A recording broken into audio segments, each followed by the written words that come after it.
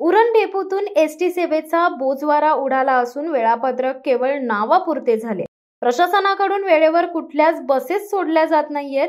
Uran ST आगाराचा कारभार बेजबाबदारपणाचा नमुना ठरत असून उरण पनवेल, पेन, कर्जत आणि आवरे मार्गावरील एसटी बस सेवा ही प्रवाशांसाठी रोजची डोकेदुखी बनली आहे।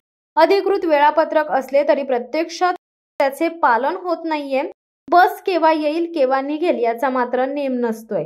त्यामुळे प्रवाशांची मोठी गैरसोय होते। या मार्गावर फक्त एकच बस सेवा सुरू असून तीच बस पनवेलहून परत उरणकडे येते।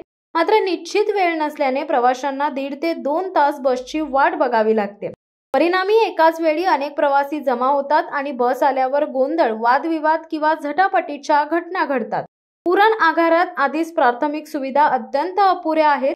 स्वच्छता, आरामदायक बैठक व्यवस्था, वेळापत्रकाचे योग्य प्रदर्शन किंवा डिजिटल माहिती फलक यांचा अभाव आहे। यामुळे शालेय विद्यार्थी, महिला, कामगार, नोकरदार वर्गांचे हाल सुरूच आहेत।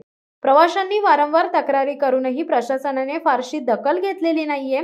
अधिकारी फक्त लेखी उत्तर देऊन आपली जबाबदारी पार पाडल्याचे भासवतात। प्रवासी संघटनांनी स्पष्ट इशारा दिलाय, जर वेळापत्रकाचे काटेकोर पालन झाले नाही आणि आगारात आवश्यक सुविधा उपलब्ध केल्या नाहीत तर नागरिकांच्या नेतृत्वाखाली तीव्र आंदोलन छेडले जाईल।